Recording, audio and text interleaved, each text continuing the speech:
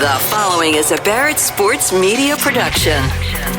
There are two sides to the broadcast industry: content creators and moneymakers. This podcast is for that second group: sellers, buyers, managers, anyone with an interest in business. You're all welcome here. This is Seller to Seller.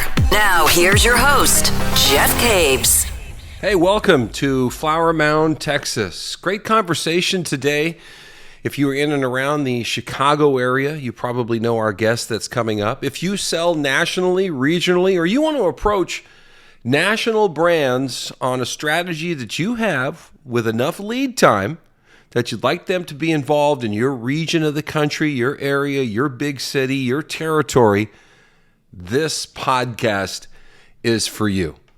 Dean Lamb's been with CDW, a $22 billion Fortune 500 IT company, for over 17 years. He's been directing their branding and advertising and sponsorships, manages a relatively large annual budget that includes everything, basically: mass media, production, talent, sponsorships. It's a big job. His agency relationships, player relationships, and a lot more.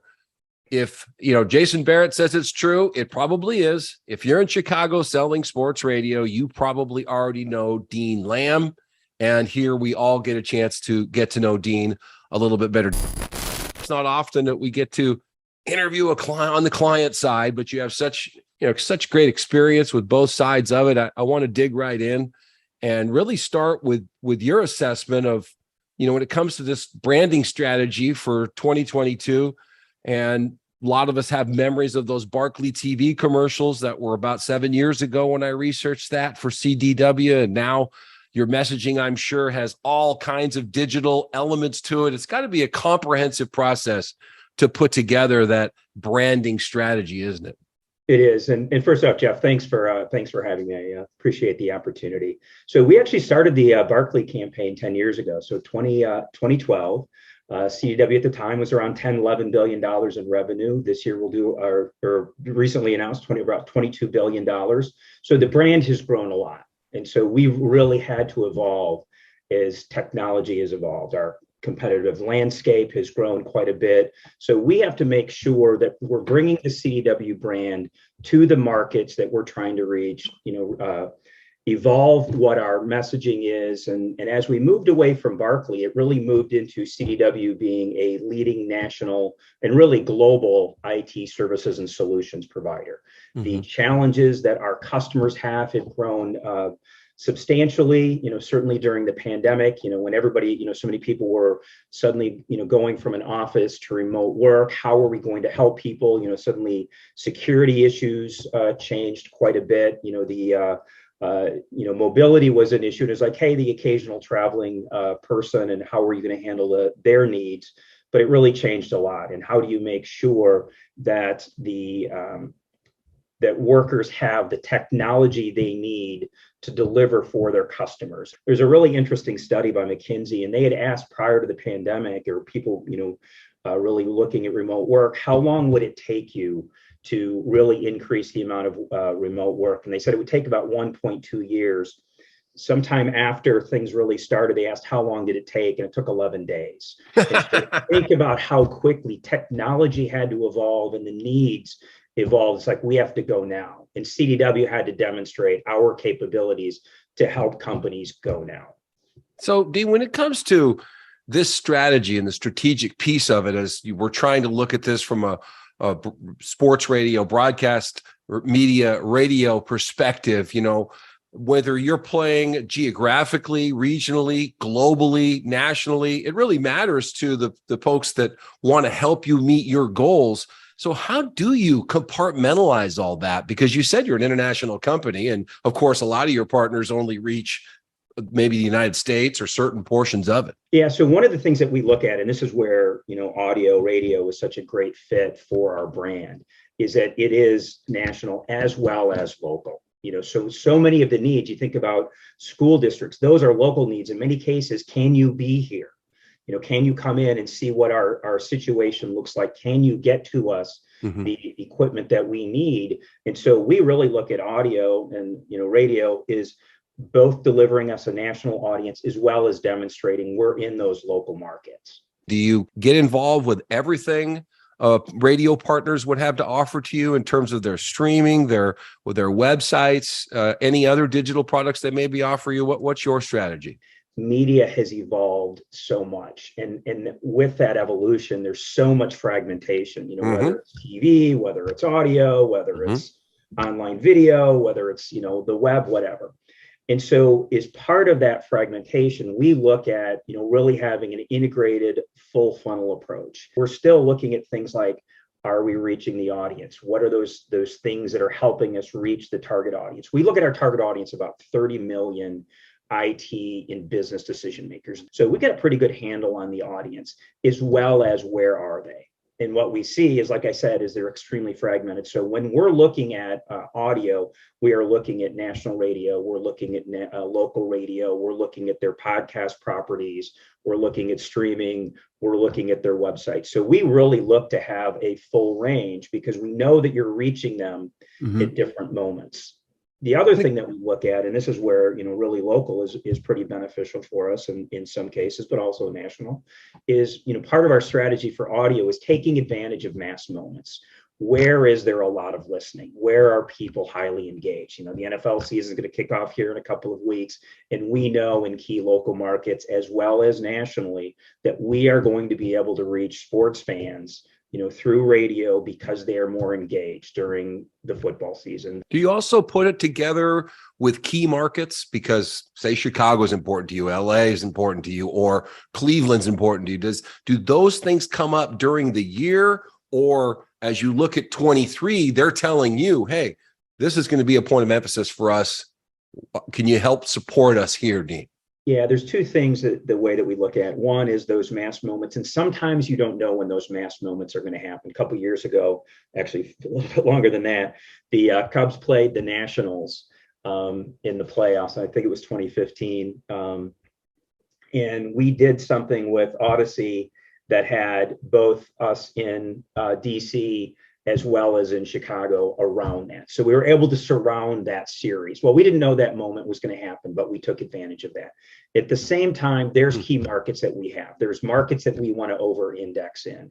And so we look to have opportunities to over-index in those markets. And we really do that two ways. I mean, one is that we're still looking at how are the national networks helping us to reach those markets, but also where do we believe that we need to have overweight in other key markets? And that could be specifically with the stations and more run of schedule, but also with some of the teams, where we'll be on the broadcast, the team broadcast as well. I love that. So you identify these 30 million IT prospects or heavily involved in making IT decisions, and you've got this profile, I'm sure, probably up on a wall somewhere. And the older B2B strategies, are male decision maker, they're NFL fans, PGA, they've got money, they're sports radio, they're highly male oriented. So thus they're white collar, they're working during the day. And here we are in 22, and I wonder with all the digging in you do on those 30 million people, how does that hold up? That's an interesting question. It's one of the things that, we want to make sure that we understand the audience, and we are seeing a growth of women in STEM, in technology, in IT. CDW CEO is a female. And so we have a number of female leaders. And so we've really, embraced, what is the audience? And so there's a study that came out the other day or recently by Statistica that said like 56% of women are at least casual fans of the NFL. And so part of that is just kind of a myth that we've had that, it's a male dominated field, and sports and sports radio is male dominated. And so we really look at that as a way to reach the full audience. But at the same time, as I said, it's very fragmented. And so, in Chicago, I may need to be on two, because we got Cubs fans, we got Sox fans, we have Bears fans, and there's fans of other teams, and so we have to think about it more broadly. It's just not one thing that we're doing. So there's sports, and that is becoming more both male and female. And at the same time, channels that may, or networks that on TV, for example, that we may have traditionally thought were female focused, the DIY or HGTVs or the Hallmarks, are also many more men are watching those. So again, as we think about our media mix, we really look at it holistically. And so are we reaching those audiences? What percent of the total target audience are we reaching them, and how are we reaching them through the various channels that we use? And we try to get down to a relatively deep level so that we understand, on the reach side, we use what we call a full funnel approach. And what we're trying to do is how do we widen the funnel, meaning how am I reaching more people? And then how do we flatten the funnel? How do we get people through the funnel faster? And so it's, and how are we driving them through the funnel? So we're looking at audio and we're looking at TV, that how is that helping us drive people to the bottom of the funnel and actually through the funnel? So we've recently been running campaigns that have a single campaign that have digital TV, digital streaming audio, online video, and display. And we can see how we're moving people both from a brand perspective in terms of how are they thinking about the brand, but ultimately are they getting to CDW.com, and then looking at how are they moving and actually making purchases with us. When you look at this, the audio piece, and let's just say that the funnel is defined as attention, interest, desire, and action. Let's just for simplistic terms, because I'm old enough to remember somebody jammed that into my head, right? Where do you see audio? You say you want to move down the funnel and moving them around. Can they move them to the action step, which may be a click? Can they move them to the desire step? Or can they move them anywhere, everywhere? Where do you see audio doing it most efficiently for you and for CDW? Yeah, there has always been so much pressure on advertising budgets. And if you think about the amount of data that we're able to get from digital, and so what sometimes happens is that there's a little bit of a race to the bottom in terms of how do I find the most efficient cost? But that most efficient cost may not actually be the thing that is driving those types of behaviors that you want. At the same time, we can only go so long with saying, well, trust me on this. That the market has changed too much for us to just say trust us. So we've been doing a lot of different things around measurement. We did a program a couple of years ago with Westwood One around our NFL Monday Night Football buy, and a company called Leads RX that got us down to attribution, and we could see how much of that was moving where the audience that we were reaching were coming to CDW.com to help confirm that it's not just that we're reaching people, that they're actually moving into the funnel. And then we have other tactics now that we can reach that audience in other ways and keep them engaged in the process. We've talked so much about reach because of fragmentation. And at some point, I wonder when you've got those pulses in your annual plan where it's about frequency. We've got an initiative and maybe a memo that comes to you, hammer this home. So what becomes your frequency medium of choice, or do you use radio that way or audio that way? Yeah, it's interesting. We try to find a balance between the two.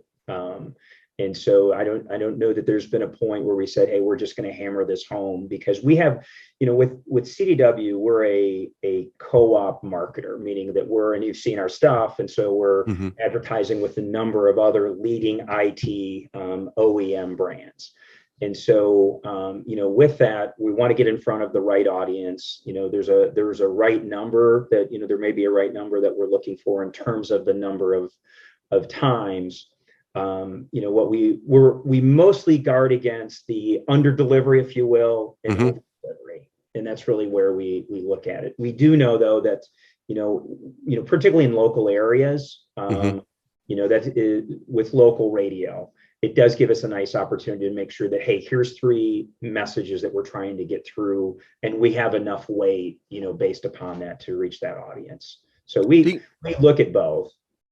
So when I was looking at just what some of the few folks who have worked with you have said, these individuals, and this is through your LinkedIn account, were vendors of yours. They'd done business with you. They had sold you things. And they talked about how you personally, Dean, brought them in put them on sort of your side of the table and said, here's what we need to accomplish. How can you do that? Can you give us any examples of that? Because, for a lot of sales reps, that's not common, right? But how do you look at it when it comes to this inclusion strategy? Yeah, I think it's so critical today, given the pressures that all of us are on. First off, I see us all in the same market. I don't see us as competitors, if you will, between the media outlet, the agency, and the client. That we're all three groups are going to be better together. And I think when you get more brains in the same room and are working on the same thing, you understand what you're trying to accomplish. It just works better. For example, we've had a long-standing relationship with Westwood One. We have been on, as part of the NCAA tournament coverage, as part of Monday Night Football for several years, and it's almost a staple to the plan. And it is so important because it just gives us so much. And so we've built those relationships. They understand what it is that we're trying to do. I don't know if you remember the story of the Cowboys and Giants in 2019 in Meadowlands when the Black Cat ran onto the field. Yeah. Kevin Harlan made the call of the Black Cat. Right. Well, we know those guys really well. Howard Deneroff, the executive producer of the show, the cat gets to the 3-yard line. Howard hands Kevin the card, and Kevin reads that the Black Cat, he's in the CDW red zone, CDW people who get it. Wow. That went viral. And this was an amazing moment for us. And you can never plan for that. Those are just moments that happen, but it happened because we had the relationship. It happened because Howard and Kevin and the team that we work with knew us. They knew what we were trying to do. They knew our goals. And it was just like a natural outgrowth of that. I mentioned what we did with the Score Odyssey in between when the Cubs and the Nationals played. That was just a really fun, unique opportunity that we had to be both in DC and in Chicago around the playoffs. And so what we look at is, I think there's two things. Sometimes what happens is that the network or the radio station will come to us too late. None of us have dollars sitting around. It's like we call it budgeting to the edge. And what we mean by that is that everything's allocated. And so, I think it's important that, there be upfront planning, that the seller is sitting down, understanding what our objectives are, what our goals are, what measure, what success is going to look like, understand what we're trying to accomplish, brings to us data, understands our audience, gives us a plan to measure, and bring something that's different and unique. Sometimes we do a lot of sponsorships, and one of the things that we do from a sponsorship perspective is we use what we call behind the ropes experiences, something that you can't get unless you do this. Meets and greets, experience for fans. Yeah, and it's even sometimes beyond the meets and greets, something that's like, oh, that was really cool, and I wouldn't have been able to do that without CDW having this relationship. And I think where for us, being able to be in front of our customers, and so being able to do those types of things, bring our customers to things like that, are that give this unique point of view, is always beneficial and valuable. I'm going to stay with that for a second because you have so many relationships, Dean, not only with the leagues themselves. You mentioned Westwood One, so a part of the media partnerships, but you have player relationships. So how much of that entertainment piece is important to the guys that you meet with on the CDW side, where they want to know, hey, we going to the World Series? What do you got at the World Series? What do you got at the Super Bowl? What do you got? Is that a big part of your prize closet that you need to provide? It is, again, it's, how do we get in front of our customers? And when we're able to be in front of our customers, what we want to do is we want to be able to talk about what we've done.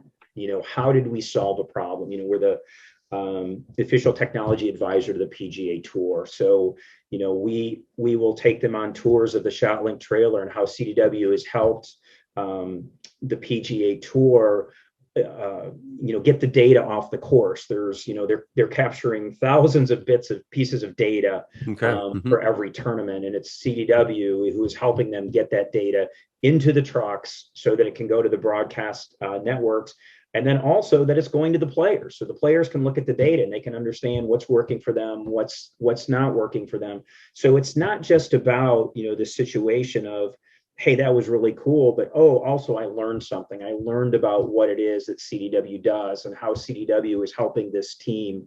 For one of the NFL teams, we helped them go remote. It wasn't, again, you think about the football team and the players being remote, but they have a back office. And so all of their employees have to go remote. We did something for another team where we worked with the team and they needed 2 networks in their headquarters, one network for the football operations and a network for the business operations. And we did that. We could take our customers in and they could see what that was and how CDW helped them. And if we can help this team, they can help. If CDW can help this team, CDW can help us. So, Dean, we're crawling towards fourth quarter now, football season starting. You and I began this conversation, with you telling me that this is a highly busy, this is a big time of year for you. And while I don't want to ask you a question about when it's the best for people to approach you about 23, and then you get inundated with, people giving you proposals and requests and all that, how do you handle the planning stage? When is that in your calendar year? And then when is your fourth quarter, your execution for 23, when it's like get the buys put together? Yeah, so we really look at that 2 ways. I mean, we're always a little bit of planning, but we're in a calendar year. So, 23 will kick off on January 1st. We try to be in market 365 days a year with what it is that we're doing. And for us, there's like 3 core things that we look about. Is that the NCAA tournament, NFL is a really important part of what we're doing, and then what I'll call an always on, and that's the air cover for for all 365 days. And what we're looking for there is how do we have national reach? How do we have local reach in some of the core markets? How are we using podcasts? How are we using digital audio apps? Whatever it is. And so what we're looking for is, again, as I mentioned earlier, is that meeting between CDW, the agency, and our radio partners to say, hey, help. And part of it, again, comes with the radio partner saying, help me understand first, what are you trying to understand? I mean, spend time, learning our business. What is it we're trying to do? What is it about CDW? And then how can you solve our business problems most effectively and efficiently? Wow. Have you solved the Cubs problems efficiently? It's I always try to be positive as much as I can. And we got a little bit spoiled with winning for several years. I'm excited about some of the younger players they have. I love what Marquee Network has done. They do a little bit of a NFL red zone for the minor leagues. And so I was catching a little bit of that yesterday. They've got a lot of, good young arms, a lot of good young bats. So a couple of down years, but trying to be positive for what's coming next. All right. Thanks to Dean Lamb. You can find more about him at LinkedIn or just follow all about how he feels about his Cubbies at Dean W. Lamb. Rate, review, pass this pod on. Write to me at jeffks54@gmail.com. Topics, great conversations, whatever you'd like to listen to, just reach out to me. And if you're near Flower Mound, Texas, or the Dallas area, check me out. And also look at sports radio sales articles at barrettsportsmedia.com. We will talk to you next week. Thank you for listening to Seller to Seller with Jeff Caves. Each episode is available on iTunes, Spotify, Amazon, the iHeart app, and most podcasting platforms. To stay in touch with Jeff, follow him on Twitter at Jeff Caves and read his sales columns on barrettsportsmedia.com.